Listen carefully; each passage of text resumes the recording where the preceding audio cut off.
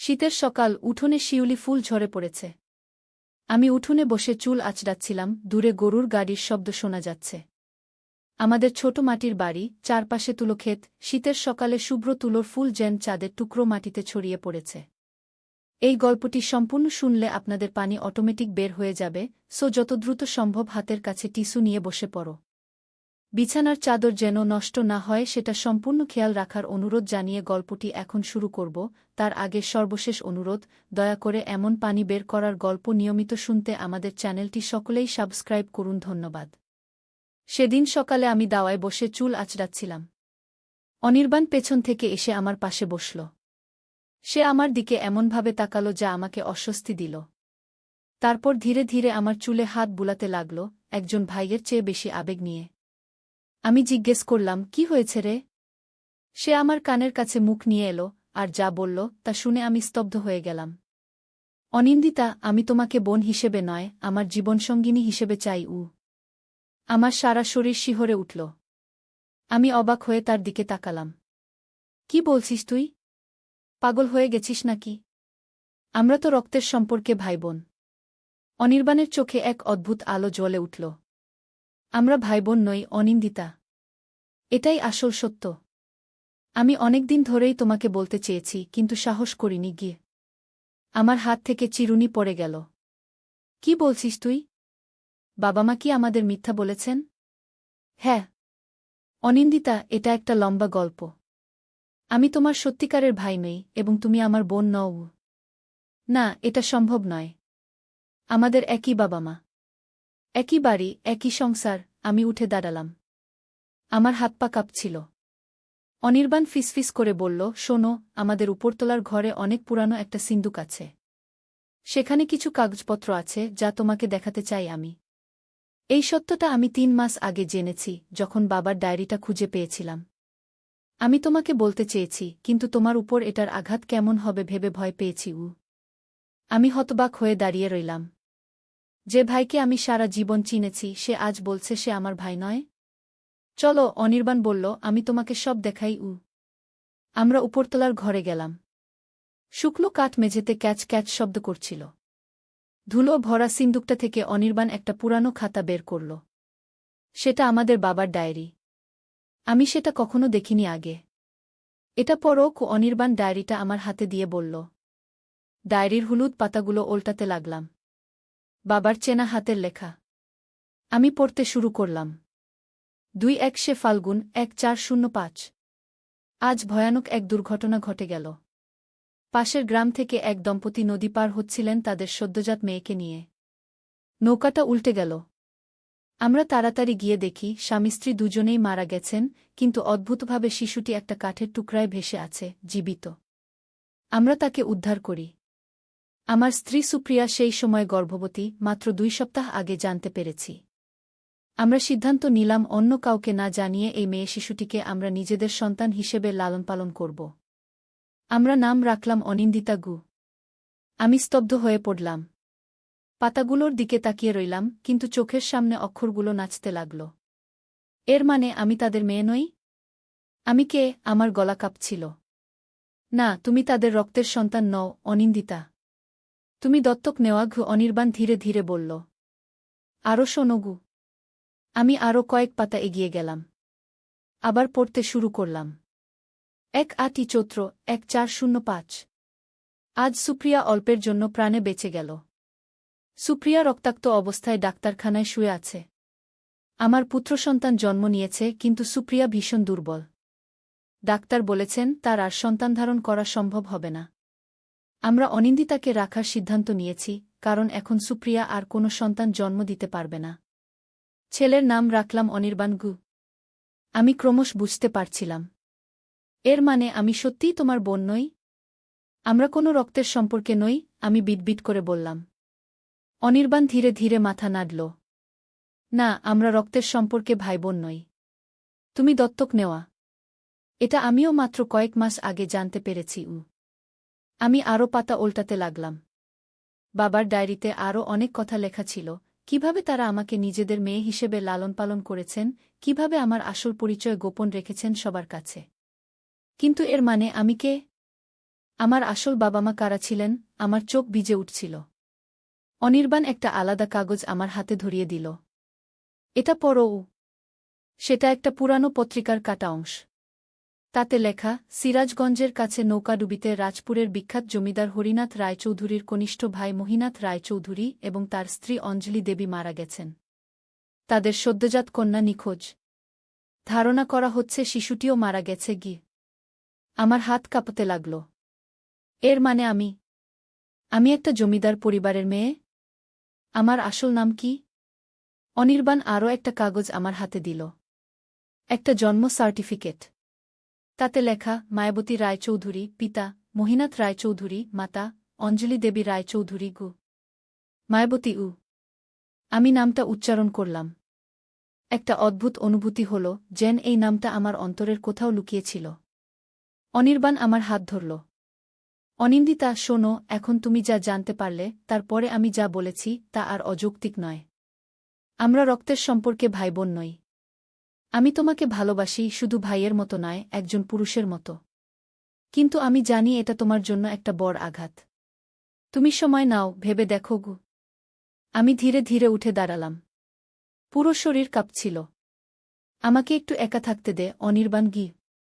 সে মাথা নেড়ে বাইরে চলে গেল। আমি ঘরের মেঝেতে বসে পড়লাম। সবকিছু ঘুরপাক খাচ্ছিল। আমার সমস্ত পরিচয় ভেঙে চুরমার হয়ে গেছে। আমি কে? অনিন্দিতা খাতুন, এক সাধারণ গ্রামের মেয়ে, নাকি মায়াবতী রায়চৌধুরী, এক জমিদার পরিবারের উত্তরাধিকারিণী? কিন্তু এখন আমার সামনে আরেকটা প্রশ্ন, অনির্বাণের প্রতি আমার অনুভূতি কি? সে যদি আমার সত্যিকারের ভাই না হয়, তাহলে কি আমি তাকে অন্যভাবে দেখতে পারি? আমার মনের ভেতর আলোড়ন চলছিল। কিন্তু হঠাৎ করে আমার মনে হল, আমার কাছে এখন সবচেয়ে বড় প্রশ্ন হল আমার আসল পরিচয়। আমার আসল পরিবারকে? আমার কি আত্মীয়-স্বজন এখনও বেঁচে আছেন? আমি কি রায়চৌধুরী পরিবারের সম্পত্তির উত্তরাধিকারিণী? আমি দৃঢ় সিদ্ধান্ত নিলাম। আমাকে আমার আসল পরিচয় খুঁজে বের করতে হবে। আমি জানতে চাই আমি কে।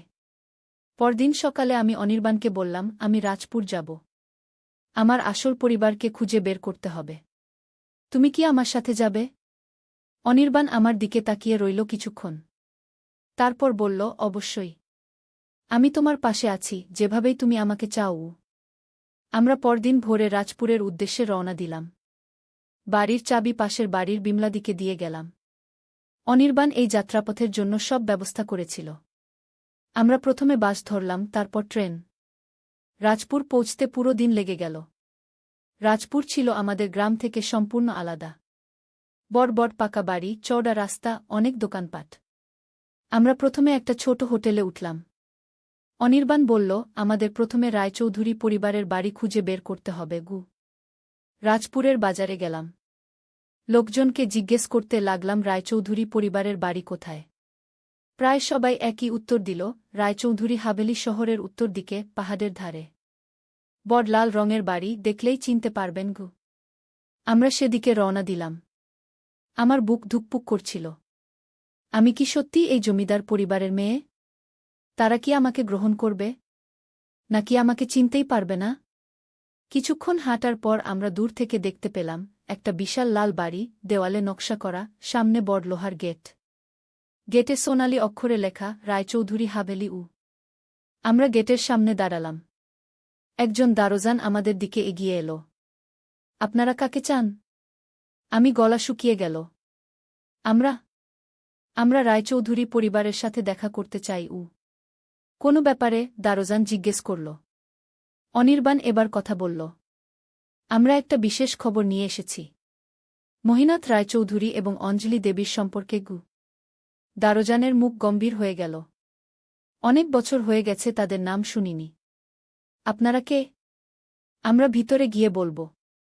আপনি শুধু আমাদের রায়চৌধুরী পরিবারের বর্তমান কর্তার সাথে দেখা করান। অনির্বাণ দৃঢ় গলায় বলল। দারোজান আমাদের দিকে সন্দেহজনক দৃষ্টিতে তাকাল। তারপর বলল, আচ্ছা, আপনারা অপেক্ষা করুন। আমি দেখি ছোটবাবু আপনাদের সাথে দেখা করবেন কিনা গি। সে ভিতরে চলে গেল। আমরা গেটের সামনে দাঁড়িয়ে রইলাম। আমার হাত পা ঠান্ডা হয়ে যাচ্ছিল। অনির্বাণ আমার হাত চেপে ধরল। ভয় পেও না। আমি তোমার সাথে আছি গু। কিছুক্ষণ পর দারোজান ফিরে এল। ভিতরে আসুন ছোটবাবু, আপনাদের সাথে দেখা করবেন। আমরা বাগান পেরিয়ে বাড়ির মূল দরজায় পৌঁছলাম। দারোজান আমাদের একটা ঠান্ডা ঘরে নিয়ে গেল। ঘরটা বিশাল, দামি আসবাবপত্র দিয়ে সাজানো। আমরা বসার জায়গা খুঁজছিলাম, এমন সময় একটা দরজা খুলে গেল। একজন বয়স্ক ভদ্রলোক ঢুকলেন। পরনে ধুতি পাঞ্জাবি, মাথায় পাকা চুল, চোখে সোনার ফ্রেমের চশমা। আমি শম্ভুনাথ রায়চৌধুরী। আপনারা কে এবং কেন এসেছেন? তিনি সরাসরি জিজ্ঞেস করলেন। অনির্বাণ উঠে দাঁড়াল। স্যার, আমি অনির্বাণ এবং এ হল অনিন্দিতা, অথবা আপনারা যাকে মায়াবতী রায়চৌধুরী নামে চিনতেন। শম্ভুনাথের মুখের রং পরিবর্তন হয়ে গেল। তিনি আমার দিকে স্থির দৃষ্টিতে তাকালেন। মায়াবতী? কি বলছেন আপনি? মায়াবতী তো ২০ বছর আগে নৌকাডুবিতে মারা গেছে। আপনারা কি পাগল হয়েছেন? অনির্বাণ শান্তভাবে বলল, আমার কাছে প্রমাণ আছে। আমাদের পালক বাবা, যিনি আপনার ভাইয়ের কন্যাকে উদ্ধার করেছিলেন, তার ডায়েরি এবং জন্ম সার্টিফিকেট। সে পুরানো কাগজপত্রগুলো শম্ভুনাথের হাতে দিল। তিনি হাত কাঁপতে কাঁপতে সেগুলো নিলেন। চশমার ফাঁক দিয়ে উকি মারল জল। এ কি সত্যি? তিনি বিটবিট করলেন। তুমি সত্যিই আমার ভাইপো মায়া? আমি অস্পষ্ট গলায় বললাম, হ্যাঁ, আমার নাম মায়াবতী। আমার বাবা মা মহিনাথ এবং অঞ্জলি রায়চৌধুরী। আমি আপনার ভাইঝি। শম্ভুনাথ ছুটে এসে আমাকে জড়িয়ে ধরলেন। এত বছর পর আমরা তোমাকে হারিয়ে ফেলেছিলাম। মায়া, আমার মায়া। আমি অবাক হয়ে দাঁড়িয়ে রইলাম। একজন অচেনা মানুষ আমাকে এভাবে আপন করে নিচ্ছেন? আমার চোখে জল এসে গেল। শম্ভুনাথ আমাকে ছেড়ে দিয়ে অনির্বাণের দিকে তাকালেন। ধন্যবাদ, যুবক। তুমি আমাদের হারানো সম্পদ ফিরিয়ে এনেছ। কিন্তু তোমরা এতদিন কোথায় ছিলে? কিভাবে বেঁচেছিলে? অনির্বাণ সব বলল, কিভাবে তার বাবা মা আমাকে উদ্ধার করেছিলেন, কিভাবে আমরা ভাইবোন হিসেবে বড় হয়েছি, কিভাবে সে আমার আসল পরিচয় আবিষ্কার করেছে। শম্ভুনাথ আমাদের দুজনকেই বসতে বললেন। তারপর ডাকলেন, সুজাতা, জলদি আও। এক বয়স্ক মহিলা ঘরে ঢুকলেন। শম্ভুনাথ উত্তেজিত গলায় বললেন, সুজাতা, মায়া ফিরে এসেছে। আমাদের মায়া। মহিলাটি আমার দিকে তাকালেন, তারপর অজ্ঞান হয়ে পড়ে গেলেন। সবাই ছুটে গেল তার দিকে। শম্ভুনাথ পানি এনে তার মুখে ছিটিয়ে দিলেন। কিছুক্ষণ পর মহিলাটি চোখ খুললেন। আমার দিকে তাকিয়ে তার চোখ থেকে জল গড়িয়ে পড়ল। মায়া, তুমি ফিরে এসেছ? আমি স্বপ্ন দেখছি না তো? মহিলাটি কাপা হাতে আমার গাল ছুলেন। তোমার মুখ দেখে আমি তোমার মাকে দেখতে পাচ্ছি। শম্ভুনাথ আমাদের জানালেন, ইনি তোমার জেঠিমা সুজাতা, তোমার বাবার বৌদি। সেই রাতে আমি রায়চৌধুরী হাবেলিতে থাকলাম। অনির্বাণকে অতিথি ঘরে থাকতে দেওয়া হল। আমাকে একটা সুন্দর ঘর দেওয়া হল, যার দেয়ালে ঝুলছিল আমার বাবা মায়ের ছবি। আমি ঘণ্টার পর ঘণ্টা ছবিগুলোর দিকে তাকিয়ে রইলাম। আমার মায়ের সাথে আমার চেহারার সাদৃশ্য দেখে আমি অবাক হয়ে গেলাম। পরদিন শম্ভুনাথ বরঘরে সবাইকে ডেকে নিলেন। দেখলাম পরিবারের আরও অনেক সদস্য এসেছেন, শম্ভুনাথের ছেলেমেয়ে, আমার খুঁড়তুতো ভাইবোনেরা। সবাই আমাকে দেখে অবাক। শম্ভুনাথ ঘোষণা করলেন, আজ থেকে মায়াবতী আবার আমাদের মধ্যে ফিরে এসেছে। সে এই পরিবারের সম্মানিত সদস্য এবং মহিনাথের একমাত্র উত্তরাধিকারিণী। ওর সম্পত্তির অধিকার ওকেই ফিরিয়ে দেওয়া হবে। কিছু লোকের মুখে বিরক্তি দেখলাম। বিশেষ করে একজন মধ্যবয়সী লোক, যিনি শম্ভুনাথের ছেলে রঞ্জন। তিনি বিটবিট করে বললেন, এত বছর পর হঠাৎ কোথা থেকে আত্মীয় এসে গেল। আমাদের সম্পত্তি ভাগ করে নিতে চায়। শম্ভুনাথ তাকে ধমক দিলেন, রঞ্জন, চুপ করো। মায়া আমার ভাইয়ের একমাত্র সন্তান। ওর অধিকার আছে এই সম্পত্তির উপর। ঘুরে ফিরে সেই সম্পত্তির কথাই আসছিল। আমি ধীরে ধীরে বুঝতে পারছিলাম যে এই পরিবারে আমার প্রবেশে অনেকেই খুশি নয়। বিশেষ করে রঞ্জন, যিনি আমার চোখে চোখ রাখতেই পারছিলেন না। সেদিন বিকেলে অনির্বাণ আমার সাথে দেখা করল। আমরা হাভেলির পেছনের বাগানে হাঁটছিলাম। কেমন লাগছে তোমার আসল পরিবারকে পেয়ে? সে জিজ্ঞেস করল। আমি দীর্ঘশ্বাস ফেললাম। জানি না। এটা সবই খুব অদ্ভুত লাগছে। এরা আমার আসল পরিবার, কিন্তু আমি এদের চিনি না। আর এদের মধ্যেও সবাই আমাকে সমানভাবে গ্রহণ করছে না। রঞ্জনের কথা বলছ? হ্যাঁ। আমার মনে হয় সে আমাকে এখানে দেখে খুশি নয়। স্বাভাবিক। তোমার আসার আগে সে ভেবেছিল মহিনাথ কাকার সমস্ত সম্পত্তি ওদের হবে। এখন তুমি এসে গেছ, সবকিছু বদলে গেছে গি। আমি অবাক হয়ে বললাম, কিন্তু আমি তো কোনো সম্পত্তি চাই না। আমি শুধু জানতে চেয়েছিলাম আমি কে ইউ। অনির্বাণ আমার দিকে তাকাল। তোমার কি পরিকল্পনা অনিন্দিতা না মায়াবতী? তুমি কি এখানে থাকবে নাকি আমাদের সাথে গ্রামে ফিরে যাবে? আমি জানি না। আমার মাথা গুলিয়ে যাচ্ছিল। একদিকে আমার নতুন পাওয়া পরিবার, অন্যদিকে অনির্বাণ, যার সাথে আমার সমস্ত স্মৃতি জড়িয়ে আছে। তুমি কি চাও আমি কোথায় থাকি? আমি সরাসরি জিজ্ঞেস করলাম। অনির্বাণ দূরে তাকিয়ে রইল। তোমার সুখেই আমার সুখ, অনিন্দিতা। আমি চাই তুমি সেখানে থাকো যেখানে তুমি খুশি থাকবে গু। ওই দিন রাতে ভয়ঙ্কর একটা ঘটনা ঘটল। আমি ঘুমিয়ে পড়েছিলাম, হঠাৎ মাঝরাতে জেগে উঠলাম একটা হাতের স্পর্শে। আতকে উঠে দেখি রঞ্জন আমার বিছানার পাশে দাঁড়িয়ে। কি চাও তুমি? আমি চিৎকার করে উঠলাম। রঞ্জন আমার মুখ চেপে ধরল। শোনো, তুমি এখান থেকে চলে যাও। তোমার যা টাকা লাগে নিয়ে যাও, কিন্তু এই সম্পত্তির দাবি ছেড়ে দাও। নইলে ভালো হবে না গি। আমি তার হাত সরিয়ে ফেললাম। তুমি আমাকে ভয় দেখাচ্ছ? আমি তোমার কোনো ক্ষতি করতে আসিনি। তাহলে কাল সকালেই চলে যাও। বলে দিও তুমি আর থাকতে চাও না। নইলে ঘি। সেই মুহূর্তে দরজা খুলে গেল। অনির্বাণ ঘরে ঢুকল। কি হচ্ছে এখানে? রঞ্জন আমার বিছানা থেকে সরে দাঁড়াল। কিছু না। আমি শুধু আমার নতুন পাওয়া বোনকে শুভরাত্রি জানাতে এসেছিলাম গু। অনির্বাণ তার দিকে ধীর পায়ে এগিয়ে গেল। মাঝরাতে?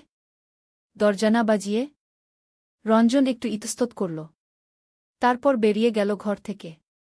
অনির্বাণ আমার কাছে এলো। তুমি ঠিক আছো? ও কি তোমাকে কিছু বলেছে? আমি সব বললাম। অনির্বাণের মুখ গম্ভীর হয়ে গেল। এখানে থাকা নিরাপদ নয় অনিন্দিতা। চলো আমরা কাল সকালেই এখান থেকে চলে যাই। কিন্তু শম্ভুনাথ জেঠু? তিনি তো আমাকে আপন করে নিয়েছেন গি। তিনি অনেক বৃদ্ধ অনিন্দিতা। তার হাতে আসল ক্ষমতা নেই। এখানে সবকিছু রঞ্জন দেখভাল করে কি? আমি চিন্তিত হয়ে পড়লাম। আমি কি আবার আমার পরিচয় হারাব? এবার যখন সবে মাত্র জেনেছি আমি কে? পরদিন সকালে আমি শম্ভুনাথকে সব বললাম। তিনি ভীষণ রেগে গেলেন রঞ্জনের উপর। বললেন, তুমি কোথাও যাবে না মায়া। এটা তোমার বাড়ি। আমি রঞ্জনকে ঠিক করে দেব গু। কিন্তু আমি তার চোখে দেখলাম তিনি নিজেই অসহায়। বাড়ির কর্তা হলেও আসল নিয়ন্ত্রণ রঞ্জনের হাতে। দুপুরে অনির্বাণ আমাকে একটা পরিকল্পনা বলল। আমি গত রাতে ভেবেছি, আমরা যদি তোমার বাবার সম্পত্তির আইনি দলিলপত্র নিয়ে কলকাতা চলে যাই, সেখানে একজন ভালো উকিলের সাহায্য নিয়ে আমরা আইনি পদ্ধতিতে তোমার অধিকার প্রতিষ্ঠা করতে পারি গু। আমি ভাবলাম, কিন্তু আইনি লড়াই তো অনেক লম্বা হবে অনির্বাণ গি। হোক, তোমার যা অধিকার তা তোমাকে পেতেই হবে গু। আমি আশ্চর্য হয়ে তার দিকে তাকিয়ে থাকলাম। তুমি আমার জন্য এত করছো কেন অনির্বাণ? তুমি তো জানো এই সম্পত্তি পেলে আমি আর সেই ছোট গ্রামে ফিরব না। আমাদের পথ আলাদা হয়ে যাবে। অনির্বাণ আমার হাত ধরল। যেটা তোমার প্রাপ্য সেটা তোমাকে পেতে সাহায্য করাই আমার কর্তব্য। আর সে কিছুক্ষণ থামল। আমি তোমাকে যা বলেছিলাম সেটা মনে আছে তো? আমি তোমাকে ভালোবাসি অনিন্দিতা। যদি আমাদের পথ আলাদা হয়ে যায় আমি মেনে নেব। কিন্তু এই অন্যায়ের বিরুদ্ধে আমি তোমার পাশে থাকব গো। তার চোখে যে নিষ্ঠা দেখলাম তাতে আমার চোখে জল এসে গেল। হঠাৎ করে আমার মনে হল অনির্বাণই আমার একমাত্র সত্যিকারের আপনজন। সেই আমার পাশে আছে সবসময়। আমি সিদ্ধান্ত নিলাম। ঠিক আছে, আমরা কলকাতা যাব। কিন্তু সেদিন রাতেই আবার একটা ঘটনা ঘটল। আমি আমার ঘরে বসেছিলাম, হঠাৎ বাইরে থেকে একটা চাপা চিৎকারের শব্দ শুনলাম। আমি ছুটে বাইরে গেলাম। দেখলাম হাভেলির পিছনের বাগানে অনির্বাণ মাটিতে পড়ে আছে, মাথা থেকে রক্ত বেরোচ্ছে। তার পাশে দাঁড়িয়ে রঞ্জন, হাতে একটা লোহার রড। অনির্বাণ! আমি চিৎকার করে ছুটে গেলাম তার কাছে। রঞ্জন আমার দিকে ঘুরে তাকাল। আর একবার বলছি, চলে যাও এখান থেকে। নয়তো পরের বার ও বেঁচে যাবে না গি। আমি ভয়ে শিহরে উঠলাম। কিন্তু তখনই মনে হল, আমি কেন ভয় পাব? এটা আমার বাড়ি, আমার পিতার সম্পত্তি। আমি কেন অন্যায়ের কাছে মাথা নত করব? আমি উঠে দাঁড়ালাম। না, আমি যাব না। তুমি যা করতে চাও করো। কিন্তু মনে রেখো, আমার কোনো ক্ষতি করলে আইন তোমাকে ছাড়বে না। গি রঞ্জন হাসল। আইন? দেখি কেমন আইন তোমাকে রক্ষা করে। গি সে আমার দিকে এগিয়ে আসছিল, এমন সময় পেছন থেকে একটা কণ্ঠস্বর শোনা গেল, একদম চুপ, রঞ্জন। আমরা দুজনেই পেছনে তাকালাম। শম্ভুনাথ জেঠু দাঁড়িয়েছিলেন, হাতে পুরানো একটা বন্দুক। একদম নড়বে না, রঞ্জন। আমি বুড়ো হয়েছি, কিন্তু এখনও ঠিকমতো গুলি ছুটতে পারি। রঞ্জন হাত নামিয়ে ফেলল। শম্ভুনাথ ধীরে ধীরে এগিয়ে এলেন। আমি সব দেখেছি। যতদিন ভাবছিলাম তুমি ভালো ছেলে, কিন্তু এখন দেখছি তুমি আমার নামে কলঙ্ক এনেছ। আমার ভাইয়ের একমাত্র সন্তানকে আঘাত করেছ। এর শাস্তি তুমি পাবে। তিনি চিৎকার করে ডাকলেন, ওরে, কেউ আছিস? দ্রুত আয়। কয়েকজন কাজের লোক ছুটে এল। শম্ভুনাথ আদেশ দিলেন, রঞ্জনকে ধরে রাখো। পুলিশকে ফোন করক। লোকেরা রঞ্জনকে ধরে ফেলল। রঞ্জন চিৎকার করে বলল, বাবা, তুমি আমার বিরুদ্ধে পুলিশ ডাকবে? তোমার নিজের ছেলের বিরুদ্ধে? শম্ভুনাথ কঠোর গলায় বললেন, তুমি আমার ছেলে নও, রঞ্জন। আমার ছেলে এমন কাজ করতে পারে না। আমি অনির্বাণের মাথায় হাত বুলাচ্ছিলাম। সে ধীরে ধীরে চোখ খুলল। অনিন্দিতা, তুমি ঠিক আছো তো? আমি কেঁদে ফেললাম। আমি ঠিক আছি। কিন্তু তোমার মাথায় আঘাত লেগেছে। ধারালো কিছু দিয়ে আঘাত করেছে। বড় বেশি রক্ত পড়ছে না, চিন্তা করো না। সে বসার চেষ্টা করল। শম্ভুনাথ এগিয়ে এলেন। বাবা, তোমাকে ডাক্তার দেখাতে হবে। বাড়ির ভেতরে চলো। পরের কয়েকদিন অনেক হইচই চলে গেল। পুলিশ এলো, রঞ্জনকে হাজতে নিয়ে গেল। শম্ভুনাথ আমাদের দুজনকেই বললেন হাভেলিতে থেকে যেতে। কিন্তু আমরা কলকাতা যাবার সিদ্ধান্ত নিয়ে ফেলেছিলাম। আমাকে হাভেলি ছেড়ে যেতে দেখে শম্ভুনাথ কষ্ট পেলেন, কিন্তু বুঝতে পারলেন। আমি জানি তুমি এখানে নিরাপদ বোধ করছ না। কিন্তু মনে রেখো, এটাই তোমার আসল বাড়ি। যেদিন ইচ্ছে ফিরে আসতে পারোক। তিনি আমার হাতে সমস্ত দলিলপত্র এবং একটা বিশাল অঙ্কের চেক দিলেন। মহিনাথের সম্পত্তি থেকে তোমার প্রাপ্ত অংশ। এটা দিয়ে তুমি তোমার জীবন শুরু করতে পারোক। কলকাতায় গিয়ে আমরা প্রথমে একটা ছোট ফ্ল্যাট ভাড়া নিলাম। অনির্বাণ একটা চাকরি খুঁজে নিল একটা অফিসে, আমি একটা কলেজে ভর্তি হলাম। আমরা নতুন করে জীবন শুরু করলাম। একদিন সন্ধ্যায় আমরা বারান্দায় বসেছিলাম। কলকাতার জবলজবলে আলো, গাড়ির শব্দ, দূরে ট্রামের ঘণ্টা, এই নতুন জীবন আমাদের অভ্যস্ত হয়ে উঠছিল। অনির্বাণ, আমি ডাকলাম। তুমি যা বলেছিলে গ্রামে, যে তুমি আমাকে ভালোবাসো, সেটা কি এখনো সত্যি? অনির্বাণ আমার দিকে তাকাল। অবশ্যই। তবে আমি চাপ দিতে চাই না। তুমি তোমার নতুন জীবন, নতুন পরিচয় নিয়ে ব্যস্ত। আমি বুঝতে পারি। আমি তার হাত ধরলাম। আমি জানি না আমি কে, অনিন্দিতা না মায়াবতী। কিন্তু আমি একটা জিনিস জানি, তুমি ছাড়া আমি থাকতে পারব না। তুমি আমার জন্য সবকিছু ত্যাগ করেছ। তোমার জন্যই আমি আমার পরিচয় জানতে পেরেছি। অনির্বাণ আমার কাছে সরে এলো। তুমি কি সত্যিই? তার গলা কেঁপে উঠল। হ্যাঁ, আমি কাছে গিয়ে তার হাত ধরলাম। আমিও তোমাকে ভালোবাসি, অনির্বাণ। সে আমাকে জড়িয়ে ধরল। আমি তার বুকে মাথা রাখলাম। আমি জানি না ভবিষ্যতে কি আছে আমাদের জন্য, কিন্তু একটা জিনিস জানি, আমরা সবসময় একসাথে থাকব। আমাদের কলকাতার জীবন এইভাবেই শুরু হল। আমি রায়চৌধুরী পরিবারের সাথে যোগাযোগ রাখতাম, বিশেষ করে শম্ভুনাথ জেঠুর সাথে। রঞ্জন জেল থেকে ছাড়া পেয়ে শহর ছেড়ে চলে গেল। শম্ভুনাথ হাভেলির দেখভাল করছিলেন, কিন্তু তার বয়স বাড়ছিল। একদিন তিনি আমাদের কলকাতার ফ্ল্যাটে এলেন। আমরা তখন বিয়ে করে ফেলেছি। অনির্বাণ ভালো চাকরি পেয়েছে একটা বড় কোম্পানিতে। আমি কলেজ শেষ করেছি। শম্ভুনাথ আমাদের একটা প্রস্তাব দিলেন। তোমরা হাভেলিতে ফিরে আসো। আমি আর বেশি দিন নেই। সেখানকার দেখাশোনা করবে কে? রায়চৌধুরী বংশের উত্তরাধিকারী তো তোমরাই। আমরা রাজি হয়ে গেলাম। দীর্ঘ জীবনযাত্রার পর আমি ফিরে এলাম আমার আসল ঠিকানা। আজ আমি রায়চৌধুরী হাভেলিতে বসে এই কাহিনী লিখছি। আমার কোলে আমার 2 বছরের ছেলে শুভ। অনির্বাণ পাশে বসে আমার চুলে হাত বুলিয়ে দিচ্ছে। সেই অনির্বাণ যে আমার সবচেয়ে কাছের মানুষ, আমার স্বামী, আমার সাথী, আমার সবকিছু। শীতের সকাল, উঠোনে শিউলি ফুল ঝরে পড়েছে। আমি এখন আর দাওয়ায় বসে চুল আঁচড়াই না, আমার সুন্দর হাভেলির বারান্দায় বসে থাকি। দূরে এখনো গরুর গাড়ির শব্দ শোনা যায়, কিন্তু সেই গ্রাম্য পরিবেশ অনেক বদলে গেছে। আমি কে? অনিন্দিতা খাতুন নাকি মায়াবতী রায়চৌধুরী? আমি জানি না। আমি হয়তো দুটোই, অথবা কোনোটাই না। কিন্তু আমি জানি আমি অনির্বাণের স্ত্রী, শুভের মা, এবং না।